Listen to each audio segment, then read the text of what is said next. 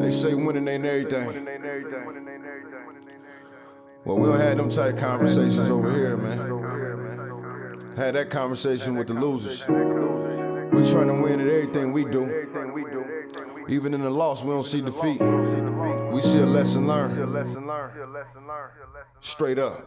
Look, I came into this world in 1978. The doc looked me in my face and knew I was something great. 45, 42 Prescott, that's where I'm from. Grew up in the slums around dope dealers and bums. As humble as I was, I adapted to my habitat. In my own lane though, far from where they crashing at. Dumb bar graduate, the game I done mastered it. Served in the Navy, look, y'all don't know the half of it. Pops passed in '01, moms passed last year. I know they up in heaven smiling down, crying mad tears, cause they son making it. No telling where I'm taking it. My city been cursed, but I feel that I'm breaking it. Coached at Wayne High in 15 in one state. Seen the fork in the road and went straight. I know what I'm worth, I'm OG King CURT.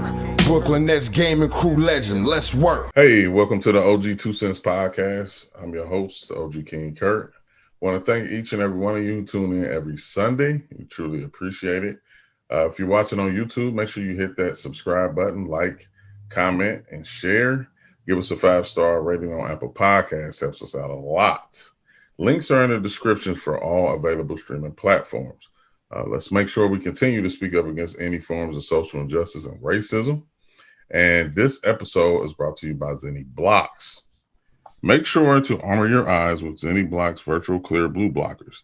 It's important to protect your eyes from the harmful blue light from your digital screens, so you'll have less eye strain, and that makes for better sleep and performance. Check them out at zenni.com/gaming or follow them at Zenni Gaming on Twitter and Instagram. As usual, I look to bring on some intriguing and exciting guests. This episode is no different. Episode 42, No Ordinary Crown. This is my first recording artist on this episode, so I'm extremely excited. Crown is a Florida native whose sound is very unique to its own. It's confident and charismatic, effortlessly lacing together mainstream music with that is often defined as socially conscious lyricism that enables him to command respect to both underground and mainstream circles alike. His bars set the bar, and his versatility has carried him to stages throughout Florida to Los Angeles and the legendary SOBs in New York. In 2019, he performed at A3C Festival as a This Is My Year artist and was recently selected as the 2019 Rap Plug and Reebok Ambassador. I don't like to do too much talking, so let's, with further ado, welcome Crown. How you doing today? Hey, what's happening, man? How you doing, King CURT?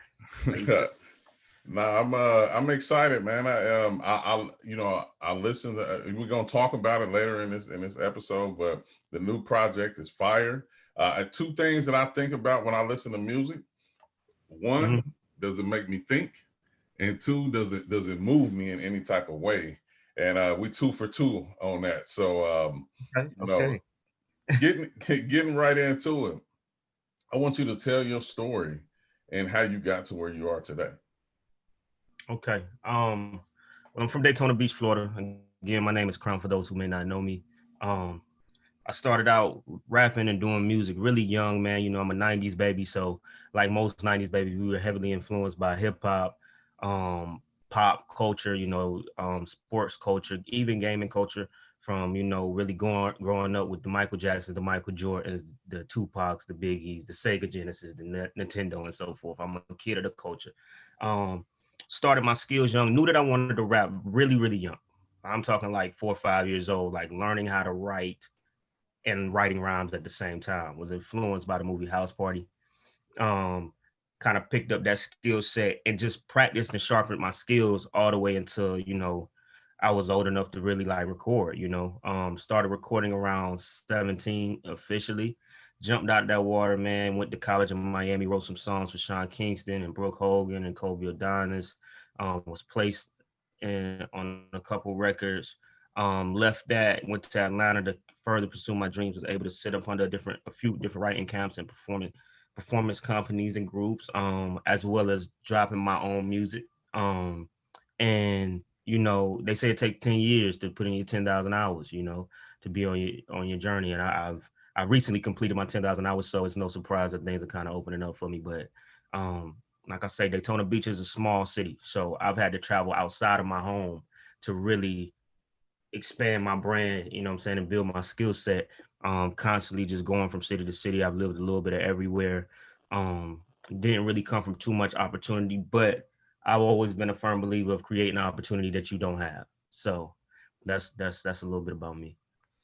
Yeah, man, that's it's dope. I've been when I was in the military, I used to travel with a partner of mine who was from Daytona Beach. We used to go down there and have a lot of fun on the weekends and stuff like Okay. that. You know, the name Crown. You know, how did you get that name? Yes, sir. So that name came, I had a different name before that. And that change came around 2013. Um, I was looking for something to represent me, and it kind of hit me. And it's an acronym. It became an acronym. I remember telling my mom, like, I think I'm gonna call myself Crown. And kind of like you said, you know, when you listen to music, you look for things that have meaning to them. You know what I'm saying? Make you think and, you know, feel good and sound good. I always kind of been raised on that mentality, like whatever you're gonna do, it gotta mean something to make something. You know what I'm saying? So her response to me, she was like, "What does it mean?" And I didn't want people to hear it and believe that it was me being egotistical. You know, really, I look at the crown like it belongs to the people. So, you know, I thought for a while, and it stood for creative realm of words needed. You know what I'm saying? And I think that pretty much, you know, summed me up. Like, you know, I'm a creative, and this is my realm of the words that you may need. You know what I'm saying? And this is what I create. So that's kind of what it came from, and it made sense. You know, as soon as I said it, my business partner was like, "That's it." You know, I wanted something that was one word and that people would really understand. And I also wanted to inspire people. I want to inspire specifically our people, Black people, to understand, like, you know, find that king or that queen within you. You know what I'm saying? I have a statement that say every queen need a crown. You know what I'm saying? And every king need a crown. You feel what I'm saying? So it's the same thing.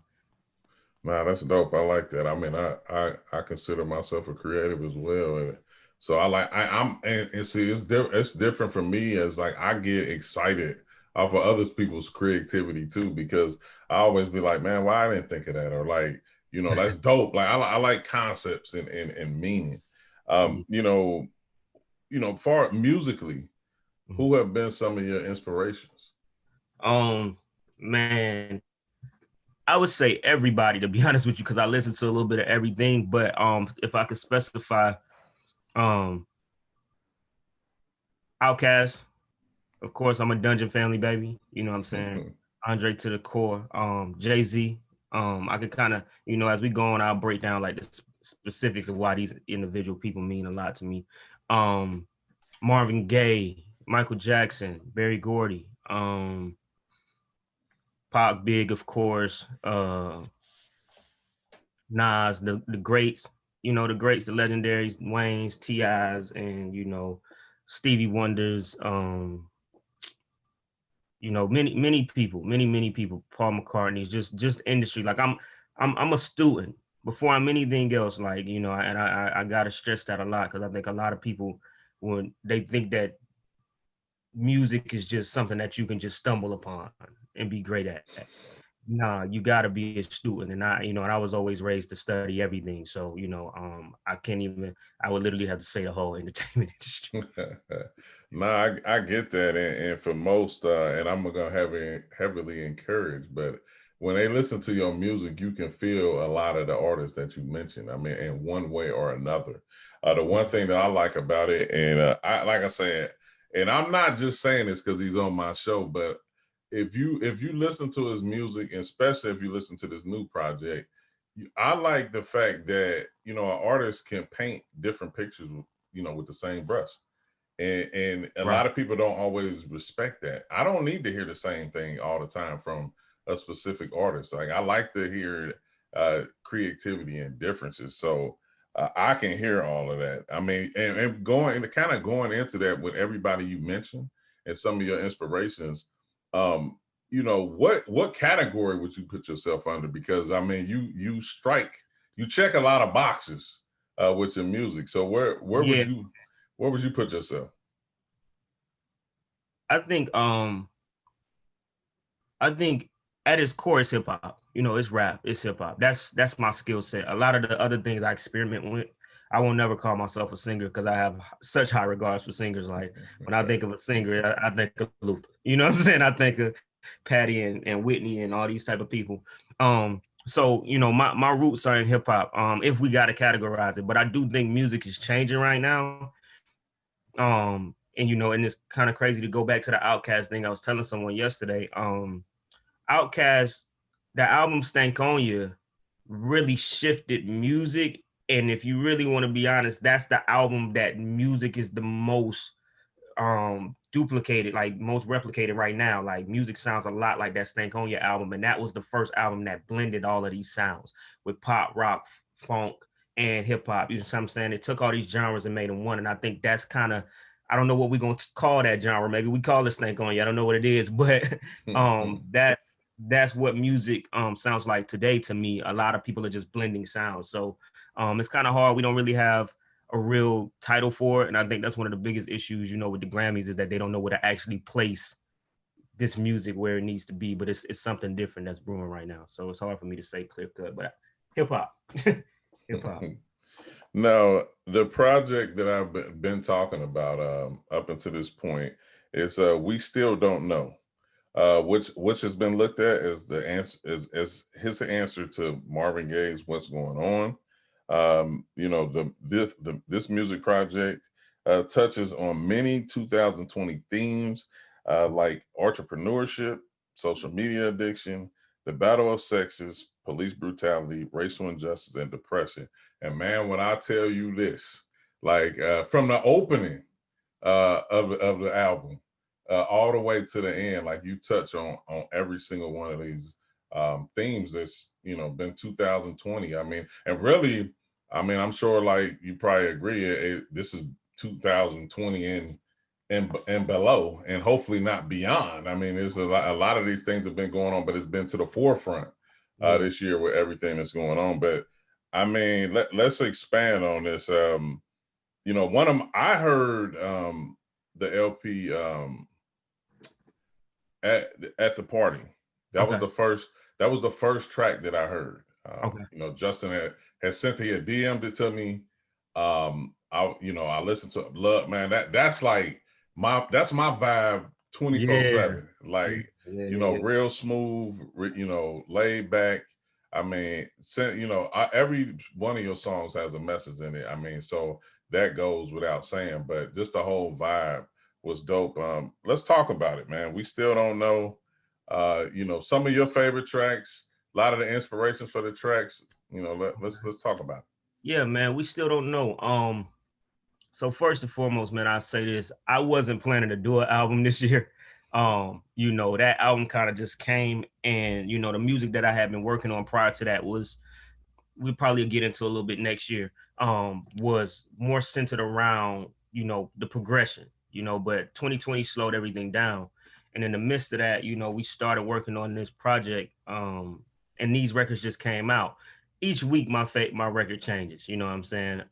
At the Party was the first one we recorded, I believe, for the tape. And that was an accident. You know, one night we was just kicking it. I heard the beat and I was like, yo, let's just test something out. You know, and by the time we finished it, I put it on Instagram, man. And people, I was like, yo, it was my first time really singing, you know, on a track. Prior to that, I'm not really, you know, bold with it. I put it on Instagram, man. People went crazy. They say, yo, you got to drop this. You got to drop this ASAP, you know? So we put it out. That's one of my favorites just because for me, it was an opportunity for me to face a fear, you know, and jump in the water. FTN, Squeamish. That right there. FTN. Yeah, FTN. I love that. Yeah, FTN is a special one, man. So, you know, the idea behind it was, you know, as you mentioned, I was watching 2020 happen, man. And I remember everybody's question was, what's going, like, what the fuck is happening type situation? What's really happening right now? And, you know, I'm being a big Marvin fan. You know, I battled with naming this album that because I didn't want to try to step in the shoes of Marvin. But what I realized was 50 years later, we really still don't have an answer.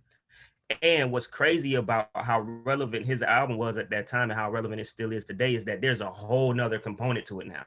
In the time that he's making that album, there is no social media. You see what I'm saying? There is depression, but there's not depression on the level that it is today. You know what I'm saying? And there's not conversations open about it at that time. So I was like, this to just continue, like, hey, we still ain't actually really got past that level. We don't know, you know what I'm saying? And I wanted to make music that I felt like was gonna make people question their reality and question what they're doing about their reality, which is where you get a record like Rage, where I'm saying, you know, what are you waiting for? You know, at the end of the day, if 2020 did nothing for us specifically as Black people, it should have opened your eyes. Whatever you ignored, whatever you didn't believe, whatever you were on the fence about, there was a lot of clarity in 2020. Now, whether you wanted to accept that clarity or not, that's on you. You see what I'm saying? But I wanted to give the world a mirror. So I tell everybody, like, if I could do hard copies, if we was back in the FYE days, the Camelot days, and I could do hard copies, my goal would have been to make the cover a mirror so that when you picked up the album, you saw yourself. You see what I'm saying? Dope. I wanted people to look at themselves and look at their reality, man. So I started the album with a very valid question.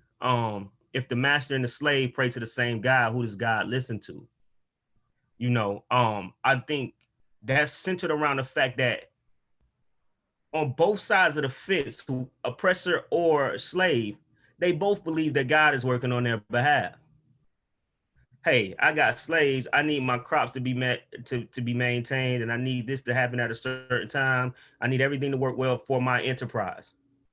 Hey, I don't know who this is. This person is oppressing me. They whipping me. They're killing me. They beating me. I don't know how I got here. This isn't what I want to do. Please help me escape. They both praying to God. You see what I'm saying? Right. And they both believe that they're right in their standpoint. And God, so who does he listen to? You know, and then the whole album is questioning your part in the question that you're asking until you find the answer that you're looking for. You see what I'm saying? This year, you know, FTN, kind of to dive into FTN, which seems to be a lot of people's favorite record. That record was centered around there's a social media war that's happening. Battle of the sexes between Black men and Black women. That's crazy this year. Like it's almost like exhausting. It's exhausting, right? And I'm watching, I caught myself like earlier on this year as I'm actually putting the album together, I'm engaging in these conversations because I want to have people really like, I want to know what you really feel, you know, and I'm going back and forth with people on Twitter and I'm starting to realize like, yo, it's almost a trend to attack Black men right now. And in certain senses, it's like, okay, there's some things that we need to fix. But then wait a minute now. We're not just gonna keep just jumping on our heads. Let's ask questions. And what I notice is in the social media era, one word that we really lack a lot of, we lack a lot in our lives is the word accountability. And that particular record is all about accountability. Do you play a part in how you feel? Without a doubt. You know what I'm saying? Do you play a part in how you feel, or are you just receiving the other end of it? You know, I wanted to speak for, you know, when you hear the record before that, expectations reality, just speaking about from a Black man's standpoint of like, hey, this is really what we want. Because a lot of the times what I hear is a lot of women say, hey man, Black men don't express themselves. And I'm like, no, we express ourselves. Is it what you want to hear? Right. Are you listening to what we're saying, or are you taking your hurt and believing that you're the only person that's hurt in this equation? You know what I'm saying? And then for the Black man, are you properly expressing yourself? You know what I'm saying? Are you properly putting yourself in a situation to where you have the patience enough to explain to somebody who may not understand on the surface level? You see what I'm saying? Generation ZZ, just like kind of breaking down. If you notice, there's 3 generations on the tape, right? There's Generation Y, there's Generation X, and there's Generation Z, right? And that's what the tape is really centered around, how Black people in these generations are coexisting. So you got Generation Z who's like, yo, whatever the fuck's happening right now, this is based off of some old stuff that I don't even understand. Right. If we really put in the context that your generation was born in the year 2000, you like, hey, I don't know about what y'all talking about. I went to school with kids of different races. I grew up with technology. this don't make sense. And if anything, whatever you're trying to reintroduce into our generation, it's interfering with my progress. You've taken away my high school graduation. You've taken away my college, my freshman year. You've taken away this, and that. At this point, we'll burn this shit down and we'll restart it. You see what I'm saying? Right. You got Generation X, who was like our parents, who grew up in the civil rights, or, you know, on the tail end of it, or in the 70s and the 80s and so forth, our grandparents and so forth, who's already seen this before. So for them, they're like, there's nothing new under the sun. But what they haven't seen is a Generation Z before. They haven't seen a generation that has the ability, with not only words and anger, but with technology and intelligence, to really shift the nation, right? So they're supportive, but at the same time, they're worried. And then you have Generation Y, which is in the middle, my generation, and we so oblivious that we arguing with each other. And I always tell people, like, our generation is typically like, you know, excuse my French, but, you know, Generation Y to me is like, we're either saying fuck it, fucking each other, or fucking shit up. That's it. All right. You know what I'm saying? Like, that's the basis of our emotions, and that's the basis of where we think, you know what I'm saying? And it's like, in the midst of all of that, and all of that whirlwind, we still don't really know what's going on. No, I mean, that's well put. Like I said, it's 11 tracks, 32 minutes of a great storytelling over some great beats, melodies. I mean, it's my type of vibe. Like, I mean, I actually listened to it, you know, over about a week ago. Then I listened to it probably like 2 or 3 times this week, and just really wanted to feel it. I'm one of those big, when I get in the shower, I hit play and I crank up whatever I want to hear at the time. And Yeah. that's why I like to do my thinking. I mean, you're isolated. I mean, you're cleansing yourself. So that's one of my moments where I just, you know, just open my mind and think about a lot of different things.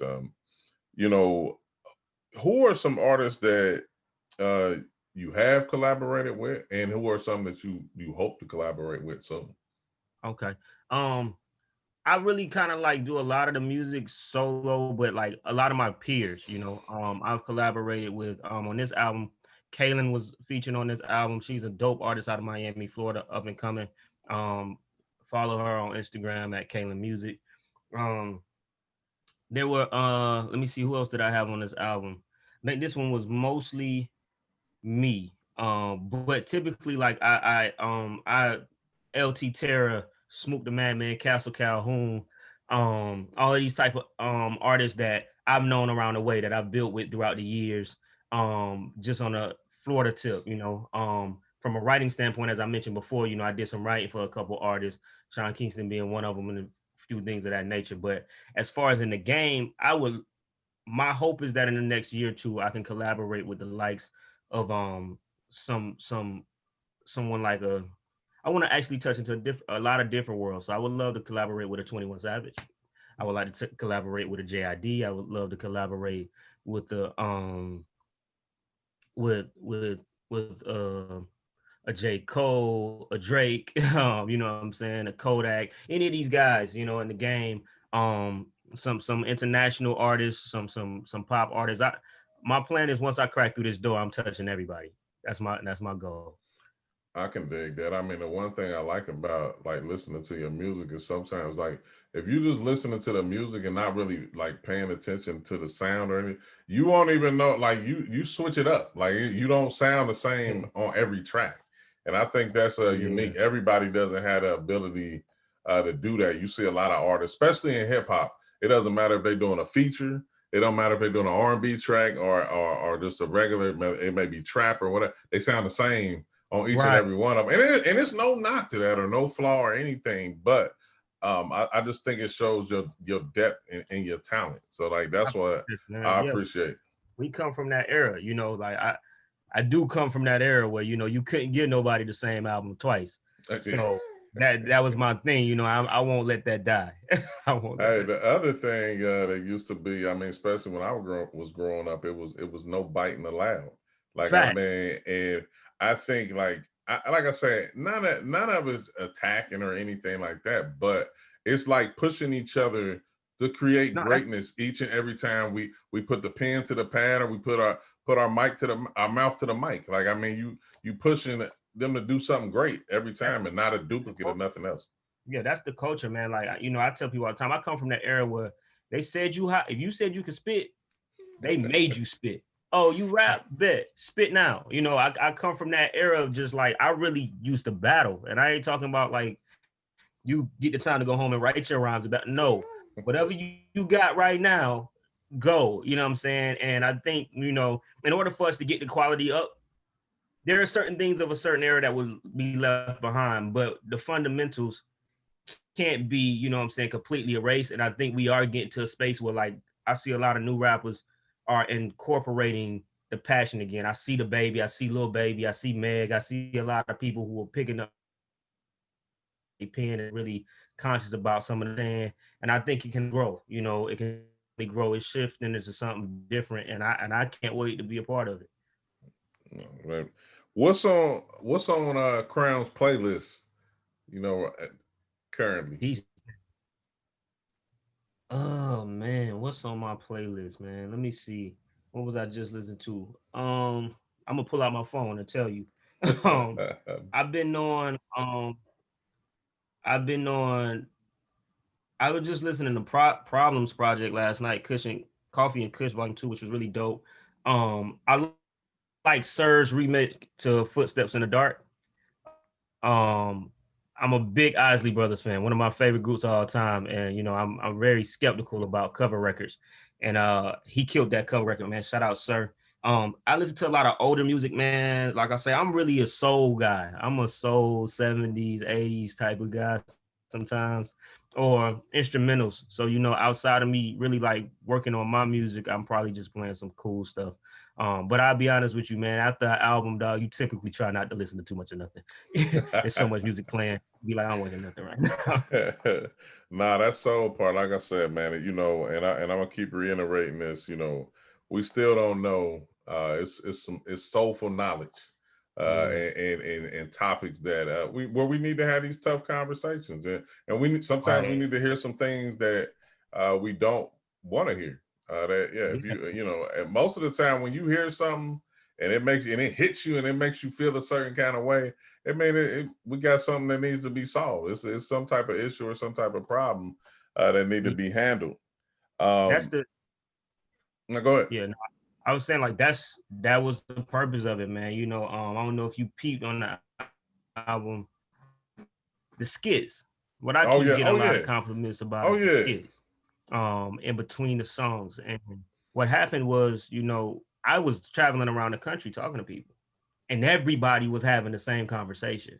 And that's when I realized, like you said, there's a problem here. You know what I'm saying? And we're not talking about it on the surface. So anytime you making music, like I say, man, it got to make something to mean something. True that. I'm into video games. I'm in the industry. Mm-hmm. So I always ask all of my guests about, what video games do you play, favorite console, different things like that. Where does video games stand with you? Okay, so I haven't gamed in a while, so I'm getting back into gaming. I told my team I'm buying a PS5. So I am a PlayStation baby. I came up from the mud, great PlayStation 2, 3, 4 on up. Like that was my thing. So I just kind of, I got a little older and started focusing on this music. I was like, I ain't got the time for it right now.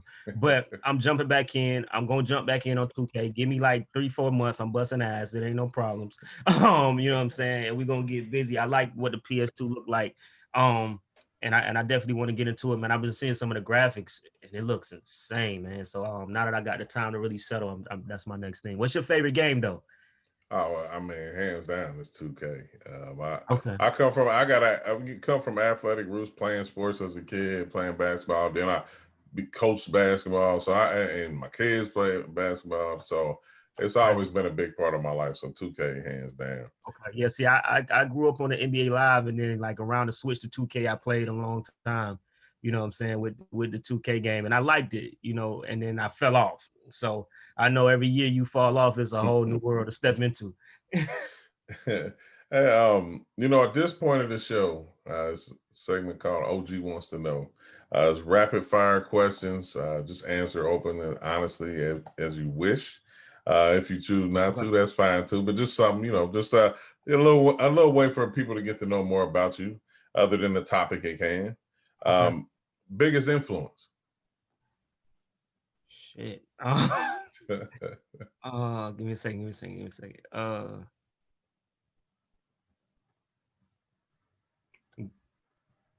God. Gotcha. What motivates you?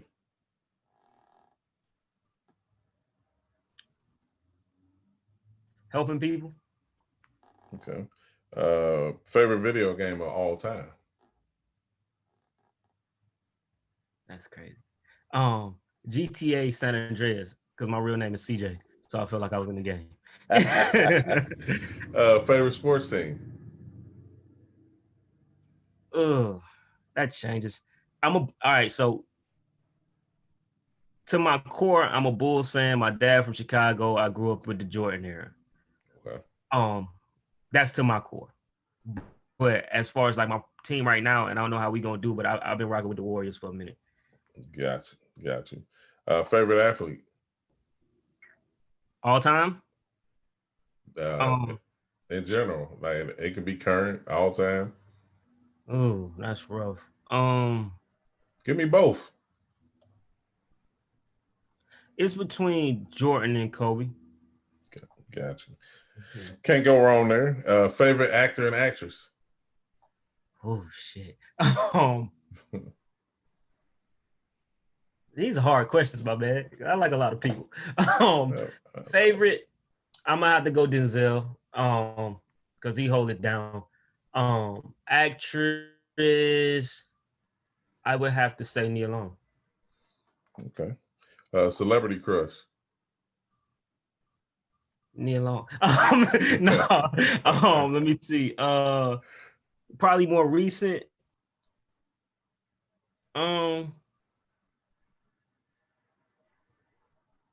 I like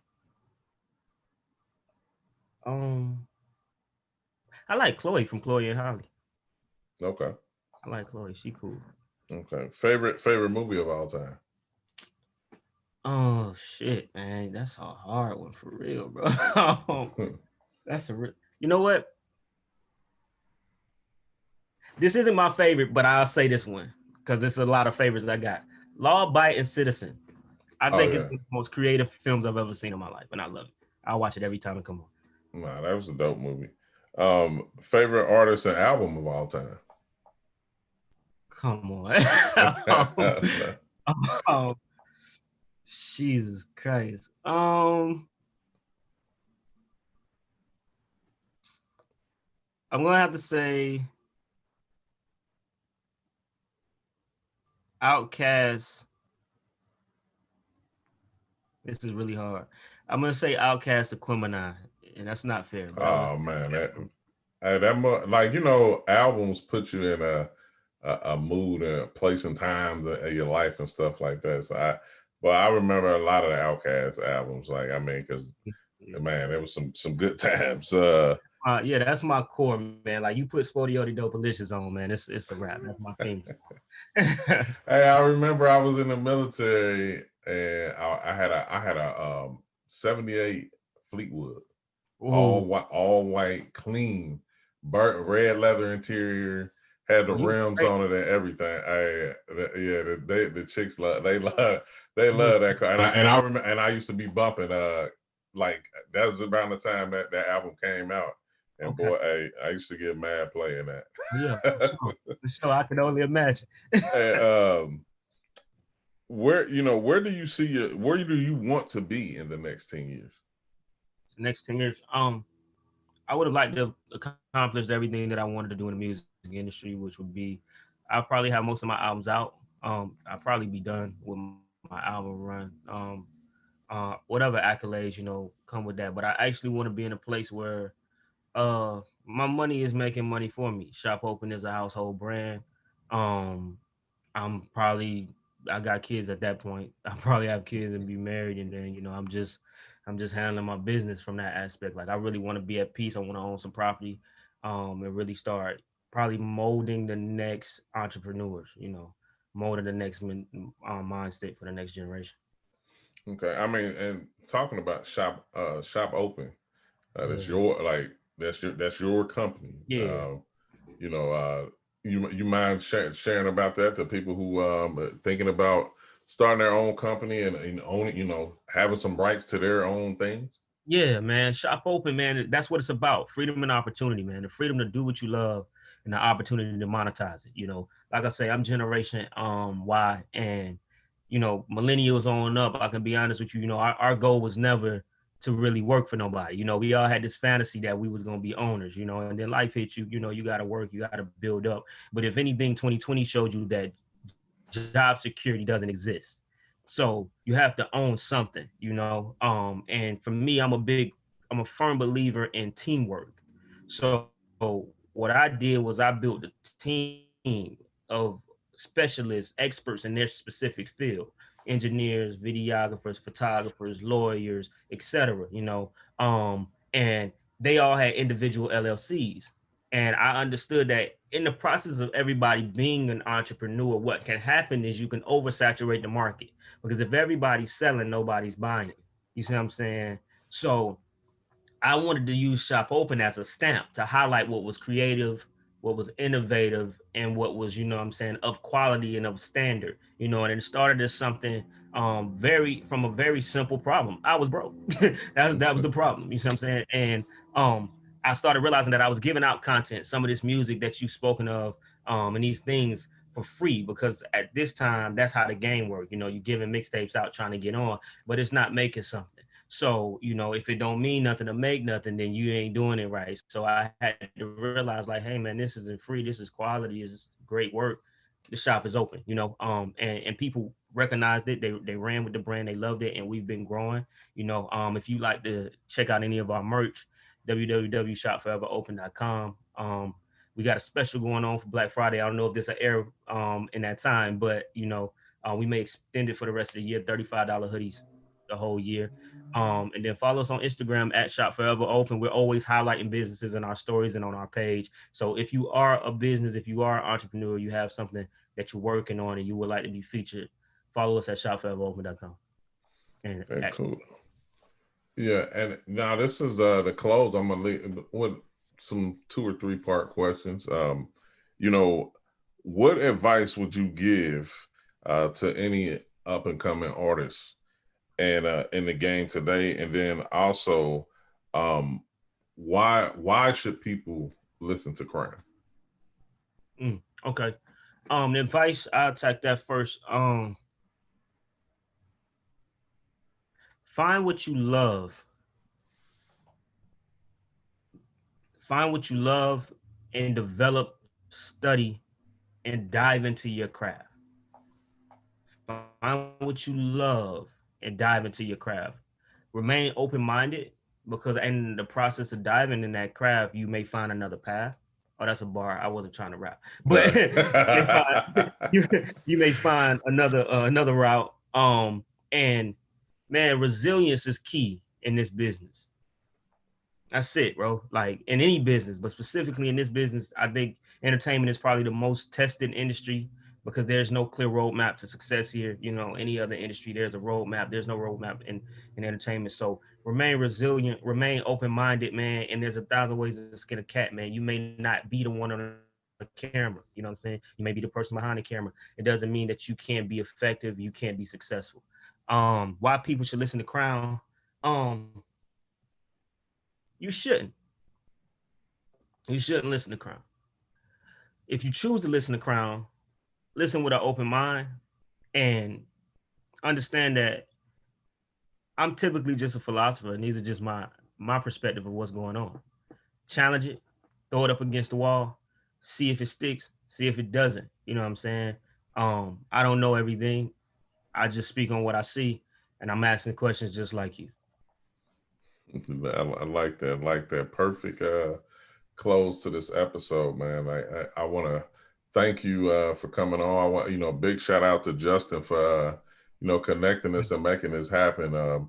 Definitely gonna be in tune and in touch with you. Just the ending, I mean, I know you gave out your socials for shop open and everything like that, but if you just want to reiterate that, and then also how can people follow you and what you do? Yeah, man. Again, man, if you want to follow the brand Shop Open, go to @ShopForeverOpen and shopforeveropen.com. As far as me, man, I'm always out here talking. All of my social media platforms is @WhoIsCrown. Find me on Twitter, Instagram, Facebook, LinkedIn, wherever you want to meet me @WhoIsCrown. On Facebook, I think it's Crown Harris. That's my last name. But yeah, man, reach out. Tap in, I respond, I talk to people, you know, I want to get to know you. Follow me and just tap in with me. We're gonna get it up. Appreciate that, man. And also I just want to thank everyone who tuned into this episode, whether you're watching YouTube or listening on all our available streaming platforms, which is, you know, Apple Podcasts, Spotify, iHeartRadio. Just continue to listen and support the show. We appreciate it. Make sure you follow me at OG King CURT on all social media platforms as Twitter, Facebook, and Instagram. You can go to www.ogkingcurt.com for everything OG King CURT and the podcast. Big shout out to my team who continues to help, make my vision come true. That's Strider Visuals, Box Graphics, and Cy Evermore. Also Fire Sticks Gaming and Who is Brooklyn Mo. They do a lot of things for me and with me, and it wouldn't be OG King CURT to the level that it is without them. Catch me on EsportsXTRA every Tuesday, Wednesday, and Thursday from 7 to 8 p.m. Eastern Standard Time. That's with host Larry Ridley, the crew, Renee Montgomery, Kelly Wells Brinkley, Antonio Williams, Derwin Royale, and Kevin Mamuzet. We talk traditional sports and esports. It's twitch.tv/Compete Forever, and also on Facebook Gaming and YouTube at Compete Forever. Make sure you tune in to next week's episode. And remember, if it makes sense, it's an OG2CENTS. OG out. Put this work in, fellas. And much, much, much love to the entire 2K community for always showing me love. Without y'all, we wouldn't be here. Yeah.